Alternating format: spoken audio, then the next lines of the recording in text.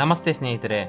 If you don't find a way to make money while you sleep, you will work until you die. ನೀವು ನಿದ್ರಿಸುವ ಸಮಯದಲ್ಲೂ ಕೂಡ ಹಣವನ್ನು ಸಂಪಾದಿಸುವ ಮಾರ್ಗವನ್ನು ಕಂಡುಕೊಳ್ಳದೆ ಹೋದರೆ ಮರಣಿಸುವವರೆಗೂ ನೀವು ಕಷ್ಟಪಡುತ್ತಲೇ ಇರಬೇಕು. ಈ ಮಾತನ್ನು ಹೇಳಿದವರು ಪ್ರಪಂಚದ ಉನ್ನತ ಇನ್ವೆಸ್ಟರ್ಸ್ ಆದ ವಾರನ್ ಬಫೆಟ್ ರವರು. ಹಾಗಾಗಿ ನೀವು ನಿದ್ರಿಸುವ ಸಮಯದಲ್ಲೂ ಹಣವನ್ನು ಸಂಪಾದಿಸುವ ಮಾರ್ಗವನ್ನು ಕಂಡುಕೊಳ್ಳಬೇಕಾದರೆ ಹಣವನ್ನು ಯಾವುದಾದರೂ ಹೂಡಿಕೆಯಲ್ಲಿ ನೀವು ಇನ್ವೆಸ್ಟ್ಮೆಂಟ್ ಮಾಡಬೇಕಾಗುತ್ತದೆ.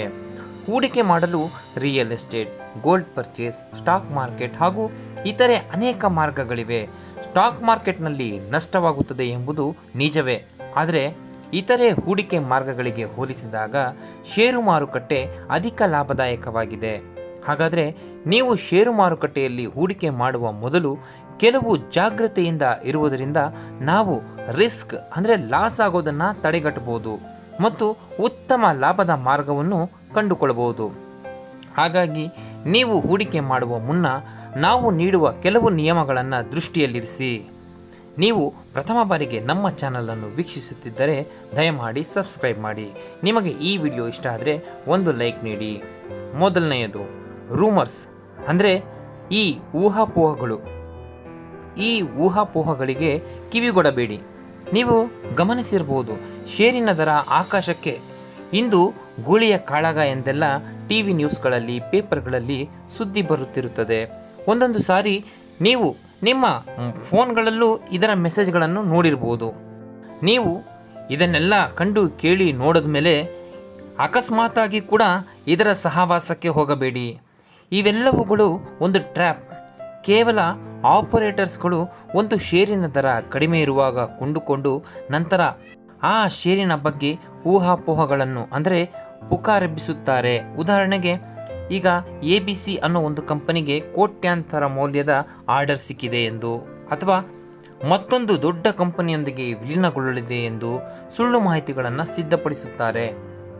ಅದನ್ನು ನಂಬಿ ಸಾಕಷ್ಟು ಜನರು ಗೊತ್ತಾಗದೆ ಈ ಎಲ್ಲ ಮಾಹಿತಿ ನಿಜವೆಂದು ಅವುಗಳಲ್ಲಿ ಇನ್ವೆಸ್ಟ್ಮೆಂಟ್ ಮಾಡುತ್ತಾರೆ. ಇದರಿಂದಾಗಿ ಷೇರಿನ ದರ ವಿಪರೀತವಾಗಿ ಏರಿಕೆಯಾಗುತ್ತದೆ. ಆಗ ಕಡಿಮೆ ದರದಲ್ಲಿ ಷೇರುಗಳನ್ನು ಕೊಂಡ ಊಹಾಪೋಹಗಳನ್ನು ಎಬ್ಬಿಸಿದವರೆಲ್ಲರೂ ಅವರ ಷೇರುಗಳನ್ನು ಹೆಚ್ಚಿನ ದರಕ್ಕೆ ಮಾರಿ ಅಲ್ಲಿಂದ ಪ್ರಾಫಿಟ್ ಬುಕ್ಕಿಂಗ್ ಮಾಡಿಕೊಂಡು ಎಕ್ಸಿಟ್ ತೆಗೆದುಕೊಂಡು ಬಿಡ್ತಾರೆ. ಅದು ಊಹಾಪೋಹ ಎಂದು ತಿಳಿದಾಗ ಆ ಷೇರು ಎಷ್ಟು ವಿಪರೀತವಾಗಿ ಬೆಳೆದಿತ್ತೋ ಅದಕ್ಕಿಂತ ವೇಗವಾಗಿ ಕೆಳಕ್ಕೆ ಬಂದು ಬಿಡುತ್ತದೆ. ಅದರಿಂದ ತಿಳಿಯದೆ ಕೊಂಡುಕೊಂಡಂಥ ಹೂಡಿಕೆದಾರರು ನಷ್ಟ ಅನುಭವಿಸುತ್ತಾರೆ. ಹಾಗಾಗಿ ನೀವು ಇಂತಹ ಟ್ರ್ಯಾಪ್ಗೆ ಸಿಕ್ಕಿ ಹಾಕಿಕೊಳ್ಳಬೇಡಿ. ಎಚ್ಚರದಿಂದಿರಿ. ಸ್ವಲ್ಪ ಸಮಯ ತೆಗೆದುಕೊಂಡರೂ ಪರವಾಗಿಲ್ಲ.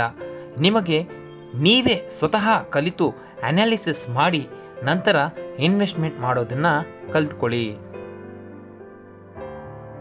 ಸಾಲ ಮಾಡಿ ಹೂಡಿಕೆ ಮಾಡಬೇಡಿ.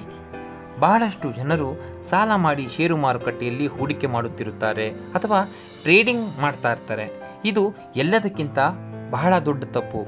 ಈ ರೀತಿ ಮಾಡಿದಾಗ ಒಂದು ವೇಳೆ ನಷ್ಟವಾದರೆ ನಷ್ಟದ ಜೊತೆಗೆ ತೆಗೆದುಕೊಂಡ ಸಾಲಕ್ಕೆ ಬಡ್ಡಿಯನ್ನು ಕಟ್ಟಬೇಕಾಗುತ್ತದೆ. ಒಂದು ವೇಳೆ ಲಾಭ ಬಂದರೂ ನಾವು ತೆಗೆದುಕೊಂಡ ಸಾಲದ ಬಡ್ಡಿಗಿಂತ ಹೆಚ್ಚಿನ ಲಾಭ ಬರಬೇಕಾಗುತ್ತದೆ. ಹಾಗಾಗಿ ಸಾಲ ಮಾಡಿ ಇನ್ವೆಸ್ಟ್ಮೆಂಟ್ ಮಾಡಬೇಡಿ. ನೀವು ಸಾಲ ಮಾಡಿ ಇನ್ವೆಸ್ಟ್ಮೆಂಟ್ ಮಾಡುವಂತಹ ಪ್ರಮೇಯವೇನೂ ಇಲ್ಲ. ಏಕೆಂದರೆ ಷೇರು ಮಾರುಕಟ್ಟೆ ಎಲ್ಲಿಗೂ ಹೊರಟು ಹೋಗೋದಿಲ್ಲ. ಇಂದು ನಿಮಗೆ ಇದು ಮೇಲೆ ಹೋಗಿದೆ ಅನ್ನಿಸಬಹುದು, ಮುಂದೊಂದು ದಿನ ಮತ್ತೆ ನೀವು ಕಂಡ ದರಕ್ಕೆ ಅದು ಬಂದಿರುತ್ತದೆ. ಕೆಲವೊಮ್ಮೆ ನೀವು ಇದನ್ನು ಸಾಕಷ್ಟು ಬಾರಿ ಗಮನಿಸಿದಾಗ ನಿಮಗೆ ಇದು ಒಂದೊಂದೇ ಅರ್ಥವಾಗುತ್ತಾ ಹೋಗುತ್ತದೆ. ಅಂದರೆ ಕ್ವಾರ್ಟರ್ಲಿ ರಿಸಲ್ಟ್ಸ್ನ ಆಧಾರದ ಮೇಲೆ ಅಥವಾ ದೇಶದ ಆರ್ಥಿಕ ಪರಿಸ್ಥಿತಿಯ ಮೇಲೆ ಟ್ರೆಂಡ್ ಅನುಗುಣವಾಗಿ ಈ ಷೇರಿನ ದರ ವ್ಯತ್ಯಾಸವಾಗಿರುತ್ತದೆ. ಹಾಗಾಗಿ ನೀವು ಹೆಚ್ಚು ಸಮಯ ತೆಗೆದುಕೊಂಡರೂ ಪರವಾಗಿಲ್ಲ. ಏಕೆಂದರೆ ಷೇರು ಮಾರುಕಟ್ಟೆ ಎಲ್ಲಿಗೂ ಹೊರಟೋಗೋದಿಲ್ಲ. ನೀವು ಮೊದಲು ಸ್ವಲ್ಪ ಹಣವನ್ನು ಉಳಿತಾಯ ಮಾಡಿ ನಂತರವಷ್ಟೇ ಇನ್ವೆಸ್ಟ್ಮೆಂಟ್ ಮಾಡಿ. ಹಾಗೆಯೇ ಕೆಲವರು ಮಾಡುವ ತಪ್ಪೇನೆಂದರೆ ಮಕ್ಕಳ ವಿದ್ಯಾಭ್ಯಾಸ, ಮಕ್ಕಳ ಮದುವೆ, ಕುಟುಂಬಸ್ಥರ ವೈದ್ಯಕೀಯ ಖರ್ಚುಗಳಿಗಾಗಿ ತೆಗೆದಿರಿಸಿದಂತಹ ಉಳಿತಾಯದ ಹಣವನ್ನು ಷೇರು ಮಾರುಕಟ್ಟೆಯಲ್ಲಿ ಹೂಡಿಕೆ ಮಾಡುತ್ತಿರುತ್ತಾರೆ. ಅದರಿಂದ ಒಂದು ವೇಳೆ ನಷ್ಟ ಬಂತೆಂದರೆ ನಿಮ್ಮ ಜೊತೆಗೆ ನಿಮ್ಮ ಕುಟುಂಬಸ್ಥರು ಕಣ್ಣೀರು ಹಾಕುವ ಪರಿಸ್ಥಿತಿ ಬರುತ್ತದೆ. ಹಾಗಾಗಿ ದಯಮಾಡಿ ನೀವು ಎಮರ್ಜೆನ್ಸಿಗಾಗಿ ತೆಗೆದಿರಿಸಿದ ಹಣವನ್ನು ಷೇರು ಮಾರುಕಟ್ಟೆಯಲ್ಲಿ ಹಾಕಬೇಡಿ. ಇನ್ನು ಮೂರನೇದಾಗಿ ಶೇರ್ ಮಾರ್ಕೆಟ್ನಲ್ಲಿ ಯಾವಾಗಲೂ ಒಂದು ಉತ್ತಮ ಸಲಹೆ ಇರುತ್ತದೆ. ಅದೇನೆಂದರೆ best time to invest in the market is when there is a blood on streets. ಅಂದರೆ ಮಾರುಕಟ್ಟೆ ನಷ್ಟದಲ್ಲಿರುವಾಗ ಎಲ್ಲರೂ ಭಯಪಟ್ಟು ತಮ್ಮ ಷೇರುಗಳನ್ನು ಮಾರುತ್ತಿರುವ ಸಮಯದಲ್ಲಿ ನಾವು ಷೇರುಗಳನ್ನು ಕೊಂಡುಕೊಳ್ಳಬೇಕು ಎಂದು. ಅದಕ್ಕೆ ಬಹಳಷ್ಟು ಜನರು ಏನು ಮಾಡುತ್ತಾರೆಂದರೆ ಷೇರು ಮಾರುಕಟ್ಟೆ ವಿಪರೀತವಾಗಿ ಬೆಳೆದಿರುತ್ತದೆ, ಅದು ಪೀಕ್ನಲ್ಲಿರುವಾಗ ಟಿ ವಿ ನ್ಯೂಸ್ಗಳಲ್ಲಿ, ಪೇಪರ್ಗಳಲ್ಲಿ ಅಥವಾ ಗೆಳೆಯರೊಂದಿಗೆ ಚರ್ಚಿಸುವಾಗ ಅವರುಗಳು ಏನು ಹೇಳುತ್ತಾರೆಂದರೆ ಷೇರು ಮಾರುಕಟ್ಟೆ ಸಖತ್ತಾಗಿ ಬೆಳೆಯುತ್ತಿದೆ ಮಗ, ಅಥವಾ ಷೇರು ಮಾರುಕಟ್ಟೆ ಬಹಳ ಉತ್ತಮ ಸ್ಥಿತಿಯಲ್ಲಿದೆ ಎಂದು ಟಿ ವಿ ನ್ಯೂಸ್ಗಳಲ್ಲಿ ಹೇಳ್ತಾ ಇರ್ತಾರೆ. ಅಂದರೆ ಹೋದ ವರ್ಷ 10,000 ಹೂಡಿಕೆ ಮಾಡಿದರೆ ಈಗ 1 ಲಕ್ಷ ಆಗಿದೆ, ಈಗ ಹೂಡಿಕೆ ಮಾಡಿದ್ರೆ ಮುಂದಿನ ವರ್ಷ 2 ಲಕ್ಷವಾಗುತ್ತದೆ ಎಂದು ಚರ್ಚಿಸುತ್ತಾರೆ. ಇದನ್ನು ಕೇಳಿ ನೋಡಿ ಕೆಲವರು ಹೂಡಿಕೆ ಮಾಡುತ್ತಾರೆ. ಆದರೆ ಈಗಾಗಲೇ ಮಾರುಕಟ್ಟೆ ಬೆಳೆದಿದೆ, ಆಗ ಲಾಭ ಬರುವುದು ಬಹಳ ಕಡಿಮೆ ಇರುತ್ತದೆ. ಒಂದು ವೇಳೆ ಷೇರು ಮಾರುಕಟ್ಟೆಯ ಟ್ರೆಂಡ್ ಏನಾದರೂ ರಿವರ್ಸ್ ಆದರೆ ನಷ್ಟಗೊಳ್ಳುತ್ತೇವೆ. ಇದಕ್ಕೆ ಇಲ್ಲಿ ವಾರನ್ ಬಫೆಟ್ ರವರು ಒಂದು ಮಾತನ್ನು ಹೇಳಿದ್ದಾರೆ. ಮಾರುಕಟ್ಟೆ ವಿಪರೀತ ಬೆಳೆದು ಎಲ್ಲರೂ ಅತಿ ಆಸೆಯಿಂದ ಹೂಡಿಕೆ ಮಾಡಲು ಮುಂದಾದರೆ ನಾವು ಭಯದಲ್ಲಿ ನಮ್ಮ ಹೂಡಿಕೆಯನ್ನು ಹಿಂದಕ್ಕೆ ತೆಗೆದುಕೊಂಡು ಬಿಡಬೇಕು. ಅದೇ ರೀತಿ ಷೇರು ಮಾರುಕಟ್ಟೆ ನಷ್ಟದಲ್ಲಿದ್ದು ಎಲ್ಲರೂ ಭಯಪಟ್ಟು ಷೇರುಗಳನ್ನು ಮಾರುತ್ತಿರುವ ಸಂದರ್ಭದಲ್ಲಿ ನಾವು ಇನ್ವೆಸ್ಟ್ಮೆಂಟ್ ಮಾಡಬೇಕು ಎಂದು. ಆದರೆ ಬಹಳಷ್ಟು ಜನರು ಈ ರೀತಿಯಾಗಿ ಮಾಡಲು ಧೈರ್ಯವನ್ನು ತೋರೋದಿಲ್ಲ, ಆ ಧೈರ್ಯ ಅವರಿಗೆ ಬರುವುದಿಲ್ಲ. ಎಮೋಷನ್ಸ್ಗೆ ಒಳಗಾಗಿ ತಮ್ಮ ಸಹನೆ ತಾಳ್ಮೆಯನ್ನು ಕಳೆದುಕೊಂಡು ಎಲ್ಲ ಗೊತ್ತಿದ್ದು ಮತ್ತದೇ ತಪ್ಪುಗಳನ್ನು ಮಾಡುತ್ತಿರುತ್ತಾರೆ. ಇನ್ನು ಒಳ್ಳೆಯ ಕಂಪನಿಗಳನ್ನು ಆಯ್ಕೆ ಮಾಡಿ. ಫಂಡಮೆಂಟಲ್ ಆಗಿ ಸ್ಟ್ರಾಂಗ್ ಆಗಿ ಇರುವಂತಹ ಬ್ಲೂ ಚಿಪ್ ಕಂಪನಿಗಳನ್ನೇ ಆಯ್ಕೆ ಮಾಡಿ. ಇಂತಹ ಕಂಪನಿಗಳು ಕನ್ಸಿಸ್ಟೆಂಟ್ ಆಗಿ ಲಾಭವನ್ನು ಹೆಚ್ಚಿಸುವುದರೊಂದಿಗೆ ಡಿವಿಡೆಂಡ್ಗಳನ್ನು ಕೂಡ ಕೊಡ್ತಾ ಇರ್ತಾರೆ. ಮತ್ತು ಈ ಬ್ಲೂ ಚಿಪ್ ಕಂಪನಿಗಳು ಒಂದು ವೇಳೆ ಮಾರುಕಟ್ಟೆಯಲ್ಲಿ ಕ್ರ್ಯಾಶ್ ಬಂದರೂ ಅಷ್ಟು ಇಂಪ್ಯಾಕ್ಟ್ ಆಗೋದಿಲ್ಲ, ಅಂದರೆ ಬಹಳ ಕಡಿಮೆ ರಿಸ್ಕ್. ಒಂದು ವೇಳೆ ಮಾರುಕಟ್ಟೆಯ ಕ್ರ್ಯಾಶ್ಗೆ ಇಂಪ್ಯಾಕ್ಟ್ ಆದರೂ ಬಹಳ ಬೇಗನೆ ರಿಕವರಿ ಆಗುತ್ತದೆ. ಆದರೆ ಈ ಫಂಡಮೆಂಟಲ್ ಆಗಿ ಸ್ಟ್ರಾಂಗ್ ಆಗಿ ಇರದಂತಹ ಕಂಪನಿಗಳು, ಈ ಪೆನ್ನಿ ಸ್ಟಾಕ್ಸ್ಗಳೇನಿರ್ತವೆ ಇವು ವೇಗವಾಗಿ ಬೆಳೆಯುತ್ತದೆ. ಒಂದು ವೇಳೆ ಏನಾದರೂ ಕ್ರ್ಯಾಶ್ ಆದರೆ ಅಷ್ಟೇ ವೇಗವಾಗಿ ಕೆಳಕ್ಕೆ ಬೀಳುತ್ತವೆ. ಹಾಗೆಯೇ ಈ ಪೆನ್ನಿ ಸ್ಟಾಕ್ಸ್ಗಳನ್ನು ಕೆಲವು ಆಪರೇಟರ್ಸ್ಗಳು ಕಂಟ್ರೋಲ್ ಮಾಡುತ್ತಿರುತ್ತಾರೆ. ಹಾಗಾಗಿ ನೀವು ಅವರ ಗಾಳಕ್ಕೆ ಸಿಕ್ಕು ನಷ್ಟಗೊಳ್ಳಬೇಡಿ. ಅದೇ ಬ್ಲೂ ಚಿಪ್ ಸ್ಟಾಕ್ಸ್ಗಳನ್ನು ಕಂಟ್ರೋಲ್ ಮಾಡಲು ಬಹಳನೇ ಕಷ್ಟ ಅವರಿಗೆ. ಕೆಲವರು ಯಾವ ರೀತಿಯಲ್ಲಿ ಯೋಚಿಸುತ್ತಾರೆಂದರೆ 10,000 ಇನ್ವೆಸ್ಟ್ಮೆಂಟ್ ಮಾಡಬೇಕಂದ್ರೆ 10 ರೂಪಾಯಿಯ ಪೆನ್ನಿ ಸ್ಟಾಕ್ಸ್ಗಳಾದರೆ 1000 ಷೇರುಗಳು ಬರುತ್ತದೆ ಎಂದು, ಮತ್ತು 1000 ರೂಪಾಯಿ ಇರುವ ಬ್ಲೂ ಚಿಪ್ ಕಂಪನಿಯ ಷೇರುಗಳು ಕೇವಲ 10 ಮಾತ್ರ ಬರುತ್ತದೆ ಎಂದು, ಹೆಚ್ಚಾಗಿ ಷೇರುಗಳು ಬರುತ್ತವೆಯಲ್ಲ ಎಂದು 10 ರೂಪಾಯಿಯ ಷೇರುಗಳನ್ನು ಕೊಂಡುಕೊಳ್ಳೋಣ ಎಂದು ಆಲೋಚಿಸುತ್ತಾರೆ.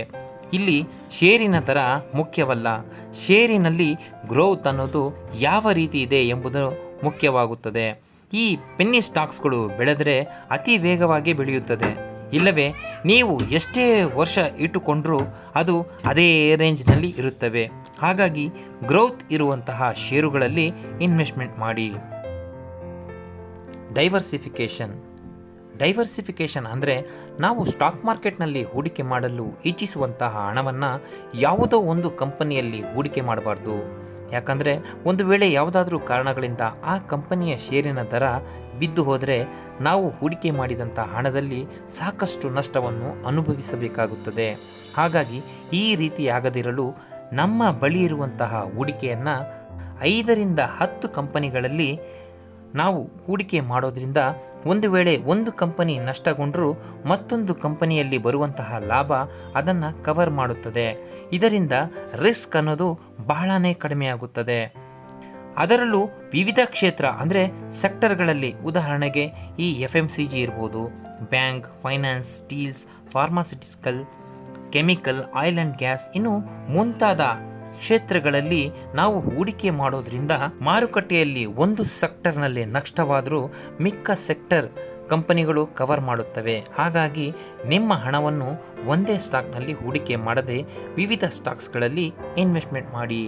ಸ್ನೇಹಿತರೆ, ಷೇರು ಮಾರುಕಟ್ಟೆಯ ಬಗ್ಗೆ ಇನ್ನೂ ಹೆಚ್ಚಿನ ಮಾಹಿತಿಯನ್ನು ತಿಳಿದುಕೊಳ್ಳಲು ನಮ್ಮ ಶೇರ್ ಫ್ಯಾಕ್ಟ್ ಯೂಟ್ಯೂಬ್ ಚಾನಲನ್ನು ಸಬ್ಸ್ಕ್ರೈಬ್ ಮಾಡಿ. ನಿಮಗೆ ಏನಾದರೂ ಅನಿಸಿದ್ರೆ ದಯಮಾಡಿ ಕಾಮೆಂಟ್ನಲ್ಲಿ ತಿಳಿಸಿ. ಈ ವಿಡಿಯೋ ಇಷ್ಟ ಆದರೆ ಒಂದು ಲೈಕ್ ನೀಡಿ. ಧನ್ಯವಾದಗಳು.